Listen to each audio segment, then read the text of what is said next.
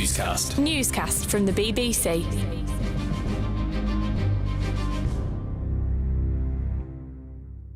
Hello, it's Paddy in the studio. It's Henry also in the studio. And it's Laura in our temporary, beautiful Birmingham studio. Good morning. Good morning. The Tory conference is dwarfed by headlines about Boris Johnson. Are they all miffed that no one's talking about them and everyone's talking about Boris?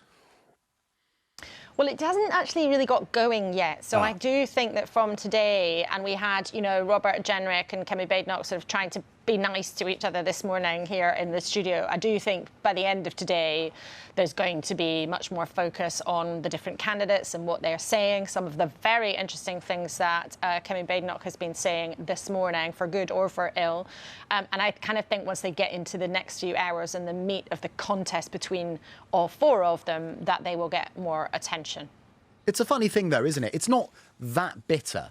I mean, Laurie, on your programme, you got Robert Jenrick and Kemi Badenoch to try to talk about the ways in which they disagreed. But it really is sort of disagreements in emphasis. You think of Conservative leadership campaigns, and they've had quite a few over the last few years. They became incredibly personal, but also some previous Labour leadership campaigns have been pretty personal as well. I don't think we're there yet. And I know that some of the candidates, not all of them, are a bit frustrated that this week it's basically a hustings bonanza in place of a Conservative conference.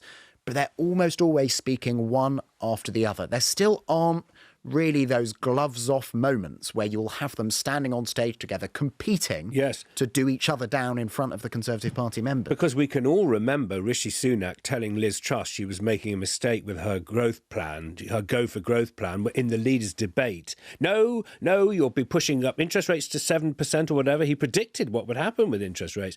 Rishi Sunak's completely been silent from debate for the last 3 months. I was saying to Laura yesterday, you can't move for a headline from Tony Blair. So what did Kemi Badenoch say today that made headlines?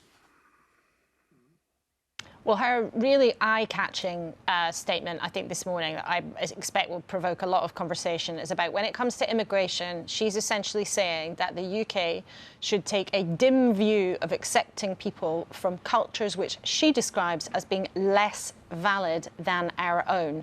Now, to say that a culture is less valid than another, obviously in a country that many people see as something that is multicultural, where there should be respect for all cultures, clearly she knows, and many of our newscasters will know, that lots of people are going to find that controversial.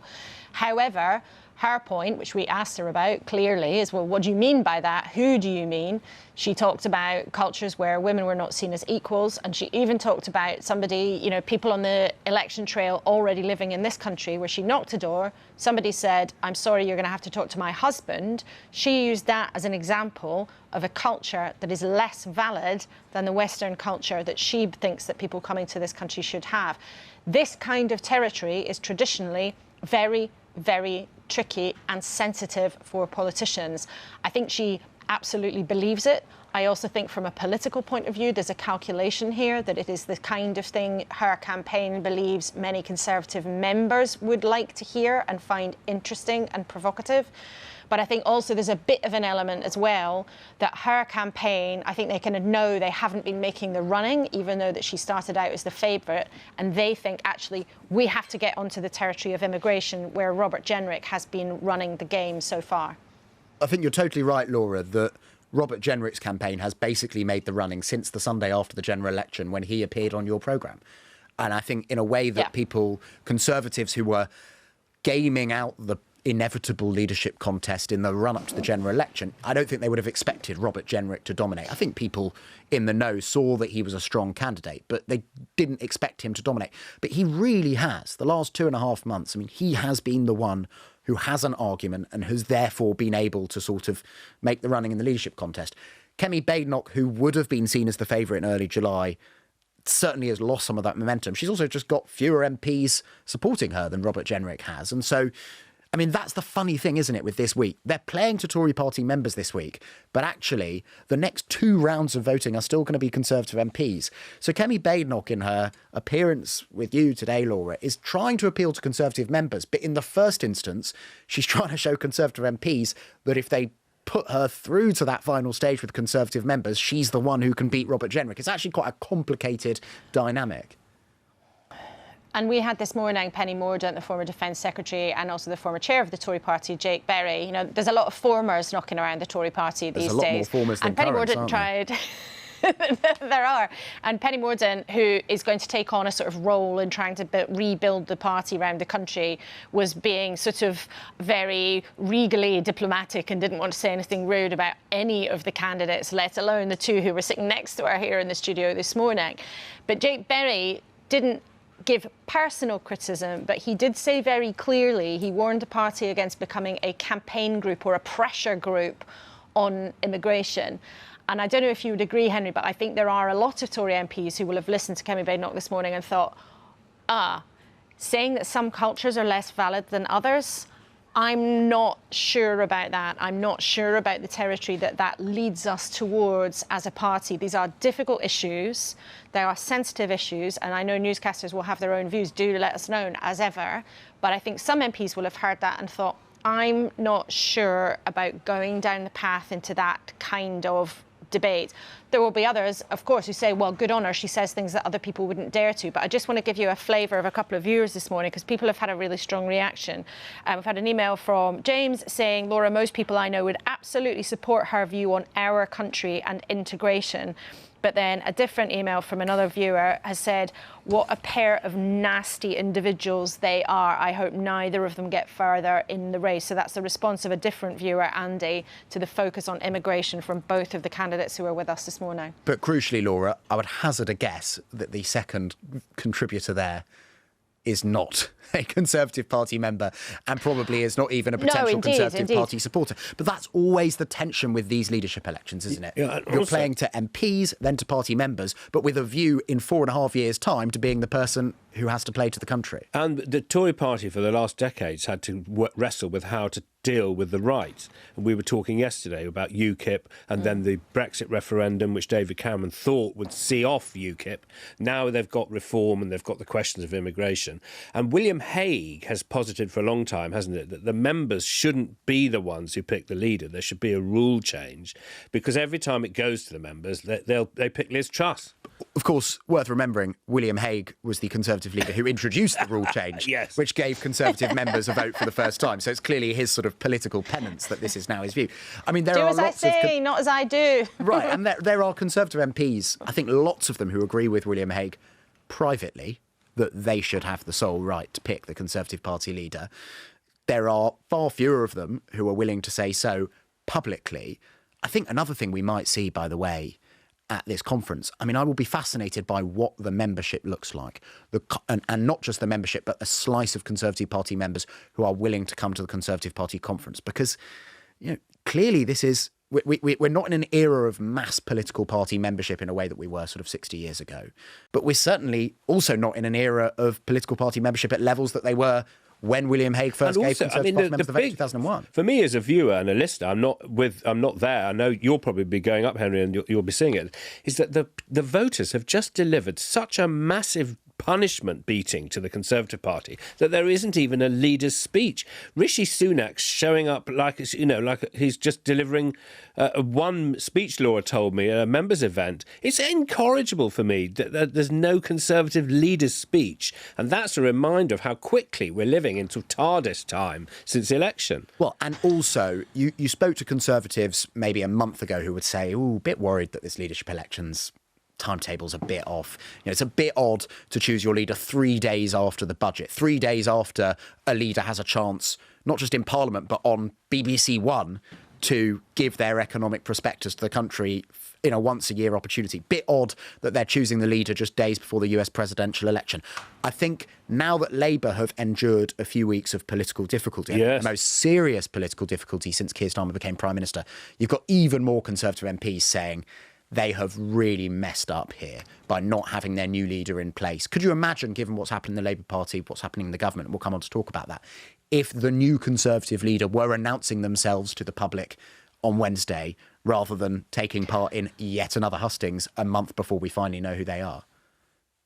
It would have been a gift wrapped up with a beautiful velvet bow and delivered to them on a golden platter. It would have been an incredible opportunity, but as you say, they're still talking to themselves. The flip side of that, of course, is that they want to put them through their paces. They're all going to be doing dozens of events and speaking endlessly at fringe meetings and on the platform, so they want to be sure they make the right decision.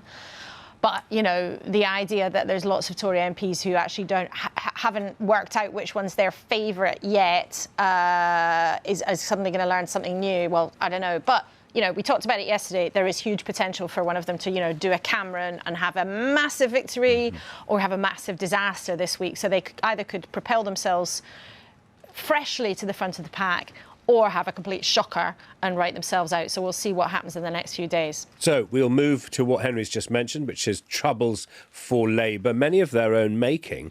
I mean, a bit like when Rishi Sunak called the general election in the rain, it's pretty much rained on Keir Starmer politically. And one of the things that's happened most recently is Rosie Duffield, the semi-detached Labour MP, has now become completely detached. She spoke to Laura, so forgive me for sort of newscast splaining, but here's what she said about her letter in which she said awful things to and about Keir Starmer.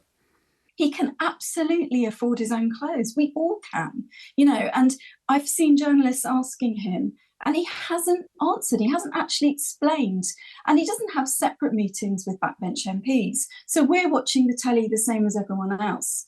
And I haven't seen anything that explains why that's okay. And then to see us cutting the money to people who earn a fraction of what we do, it's mass hypocrisy. I can't be a part of that. Clearly extremely stinging criticism from Rosie Duffield for Keir Starmer. I think you're right to say, Paddy, that she was a semi-detached Labour MP to begin with. And one of the complicating factors here is that it's simultaneously incredibly surprising and not surprising at all. Right. It is not surprising at all because she has been in open dispute with the Labour Party, especially on women's rights, but on other things, both organisation and policy, for years, under successive leaders. She didn't like Corbyn and she certainly didn't like Starmer. On the other hand, to do this within 3 months of a general election victory, and for all the reasons that she said in her resignation letter and to Laura, i.e. things to do with the recent rows over freebies and so on, is really quite something. I mean, she will have gone... So suppose Keir Starmer calls the next general election about 5 years on from the last one. You know, that means 3 months as a Labour MP under whose banner she was elected, and 4 years and 9 months, most likely, as an independent MP. That is really unusual. We've seen MPs become independents before. We've seen them defect directly to other parties, because there's been some speculation in the past that Rosie Duffield might join the Conservatives, which she's not doing, it seems. But to do so early in a parliament is pretty unusual, to say the least. And I think the two things that actually are really significant from it, as you say, and we should absolutely rightly say this, she is not somebody who's ever been a fan of Keir Starmer. They've been fighting about things for a long, long time. However, what I think will particularly hurt is how she describes that many backbenchers feel that somehow the leadership is not in touch with them, they don't communicate with them, there's a sort of high-handedness about how they operate. And she said that activists and MPs are being exploited and laughed at by the leadership over this sort of, and she talked about greed being more important than making a difference. Now, I think it's important because she says, according to her, that this is a widespread view across the backbenches, so that spells trouble ahead.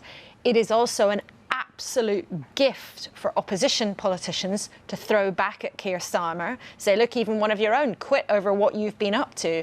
And I still think, you know, the government's got a problem with the perception that they've created around these donations that have emerged in the last few weeks. The second problem, I think, that will really stick in the craw of a lot of people is what she says about the culture around Keir Starmer. Now, Henry, you'd probably heard it as well. You know, for ages, there's in sort of Labour circles, people had talked privately about the lads around Keir Starmer and the lads being in charge, and a sort of group, the image that's created is a group of sort of quite arrogant men, all working for Starmer, all quite pleased with themselves and all really a bit too ruthless and maybe also a bit too clever by half. Rosie Duffield has said on the record that she thinks Keir Starmer has a women problem and that the lads are in charge. Now, I'm not saying that's true or not, but for somebody to say on the record, that's something I think that's really going to cut through. The lads are in charge, I think, is the phrase that merely might cut through, particularly with women, but also with a lot of members of the public and with a lot of people in the Labour Party. I don't know, Henry, if you would agree with that, but I thought, that is something that really might stick here. I absolutely agree with that. And the sort of lads dispute actually isn't just one between Labour backbenchers and the Labour leadership. You have people working in the government who will say to you privately, oh, the lads working around the Prime Minister. You know, even within Downing Street, there are people who don't like what they see as the lads around Keir Starmer. And that all gets into all the stuff we were discussing last week about Sue Gray, who is, you know, self-evidently not a lad, and some of the people that she might have brought in to replace some of the lads. Right. Can I just pick up on one thing that Pat McFadden, who's a senior cabinet minister, one of the about dozen people who some people call the Deputy Prime Minister and all but name in this government, something that he said in response when interviewed by Laura. And it's not the fact that he's too old to be a lad, which is in itself an interesting debate. He's 59 years old, by the way. But he talked... And I'm saying, by the way, I think being a lad is a state of mind. I don't think it's to do with what year you were born. But there you go. I agree, and I think there probably is an upper age limit on being a lad, but I don't think 59 is it. But I agree with Pat McFadden that he's not a lad. Anyway. No, not anyway. Let's come back to it. You make your point, and let's come back to when you can be lad. Yes, yeah. So my point is, or Pat McFadden's point, is that I actually think he said something quite significant to Laura. He talked about changing the rules on the declaration of hospitality. And bear with me, this is all a bit intricate. But at the moment, if you're a government minister, you can essentially choose whether to declare hospitality you receive on the MP's register. That means it gets put in the public domain within a couple of weeks, or on the ministerial register, which means it gets published on a dark recess of gov.uk about 6 months afterwards. And Pat McFadden said today, for the first time, that this government is going to reform those rules so that ministers have to declare them on the parliamentary register too.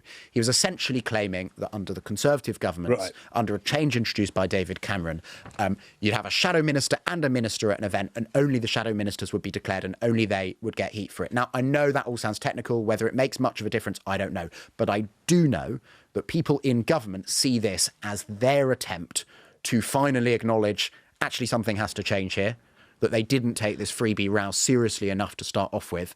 And this is them trying to draw a line under it with a promise of a reform and move on. Let's see whether they actually can. Because, I mean... That's absolutely right. And I think that will be the news story out of Pat McFadden's interview today, actually. So we've been wanging on about lads or not lads. And I agree with you, Paddy. I think we should discuss this. And I can see now columns being written about lads. There will be whole podcasts about how old do you have to be a lad and all of that stuff.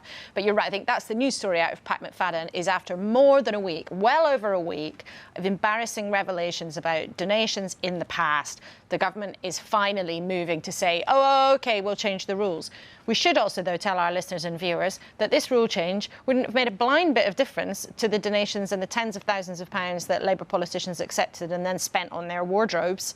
But it is that acknowledgement that something had gone wrong. And Pat McFadden also said there's been a squall. And actually, in my mind, that's kind of the first time somebody as senior as that has put their hand up and kind of said, oh, yeah, actually, things have gone a bit wrong. But this is the substantive point about the cut-through from Freebiegate, because the Chancellor, Rachel Reeves, herself listed clothes as support and then changed the categorisation from support to clothes. So she's the woman who has got to do the budget, and she did write down, and her people approved, that clothes was support. So it doesn't matter if Labour changes the rules. There's a smell, and you can't put your lids come off, and the voters don't like it. And it's so acute for Keir Starmer because, of course, over the last few years, his whole thing was, I'm not like them. And then lo and behold, and I'm not saying there is a direct equivalent, but lo and behold, in terms of taking free things, there is for many voters, and we know that because we hear from people who watch and listen to our programmes, there is an echo of what went before. I think that's totally right. I think when you have a government that was elected on a time for a change platform, defending itself within 3 months on the basis that it is behaving in the same way as its predecessors behaved, that is a government with a problem. I think Pat McFadden and the Labour government are probably right that absent fresh revelations, they are going to be able to move on in the short term from this. But I think that sheen that's been wiped off Keir Starmer so early in his premiership, it's very hard to get that back. I think it's very hard to mix my metaphors. I think it's very hard to sort of recommence your honeymoon if he ever really had one.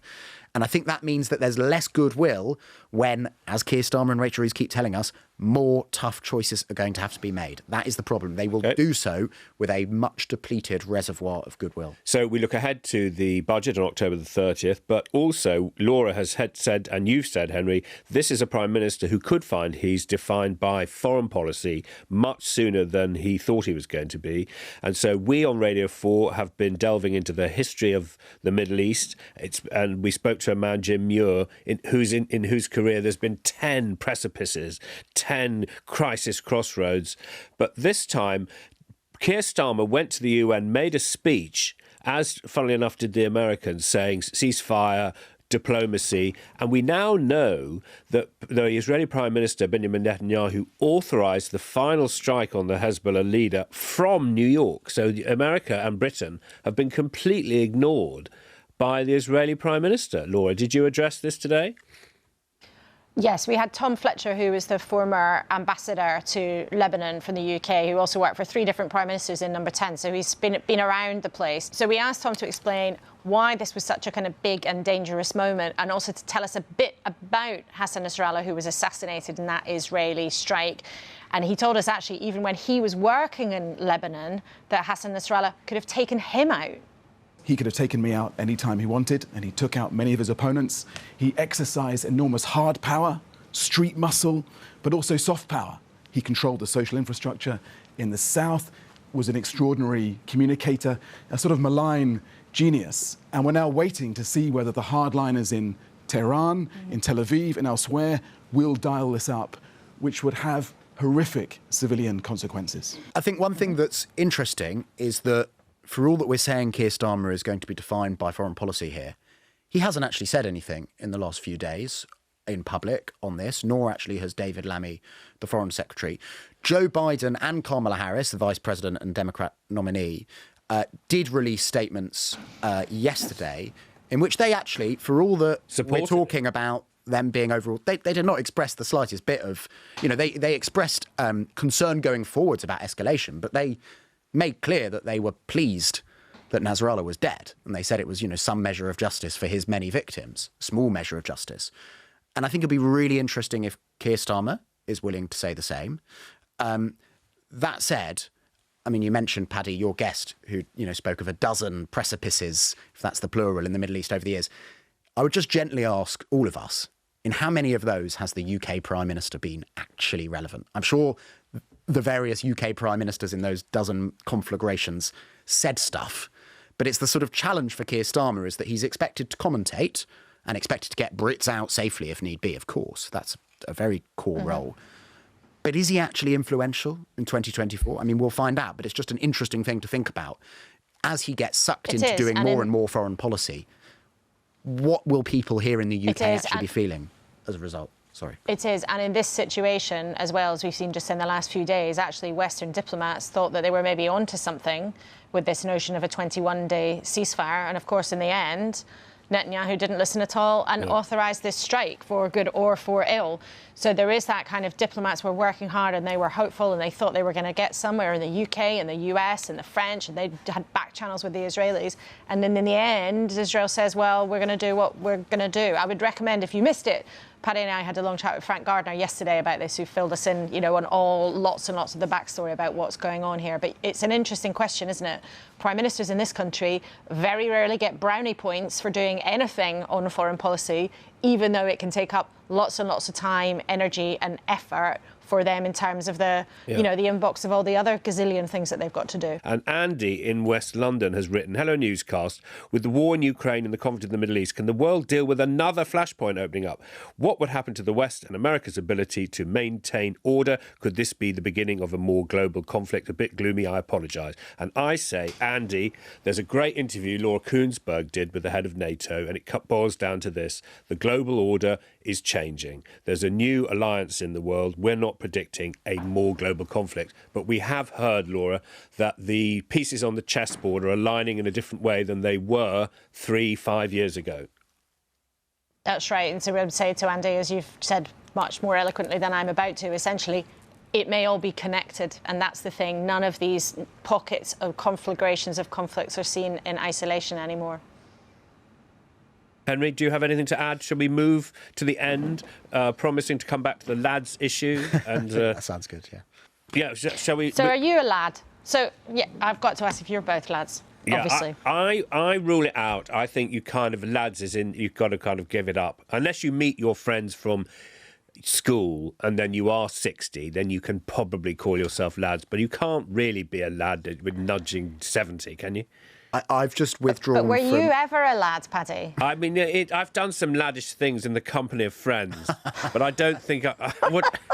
Oh, a lad is a thing you can opt in and out of. I would say so, yes, because you kind of like you've those moments you can memorise and think, oh no, did that actually happen? You know, what's your own answer? Henry, are you a lad? Well, let me answer it this way. I just cancelled taking part in a stag do in order to cover the announcement of the Tory leadership election results on November the 6th. That's over. Your lad days ended with that decision. So we say thank you very much for making it to the end. Please get in touch with us on all the issues, and goodbye. Goodbye.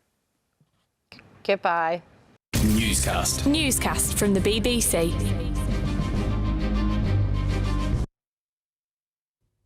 Hello there. Although most of us have stayed dry this weekend, low pressure is sweeping in across England and Wales, Northern Ireland as we speak. And that's going to hang around for the first few days of this upcoming week. So Monday, Tuesday, certainly looking wetter and windy and rather cool. But midweek, we start to see high pressure building and that'll settle things down and we'll see increasing amounts of sunshine. But nights will be cool with some mist and fog returning. But up until Tuesday, it looks like England and Wales will bear the brunt of some heavy and persistent rain again, falling on saturated ground. We're likely to see the risk of further localised flooding in places. It's worth staying tuned to the forecast for the next few days. This is the culprit, this area of low pressure, which will become slow moving as it pushes across England and Wales during the course of tonight. Some of the rain will be heavy at times, persistent too, accompanied by strong and gusty winds up to 60 miles an hour around some Channel coasts and in towards South Wales. But a dry night to come across northern areas, but turning windy here as well. Single figures, I think, for northern and western Scotland, but double figures further south. We are dragging in some milder air with this area of low pressure.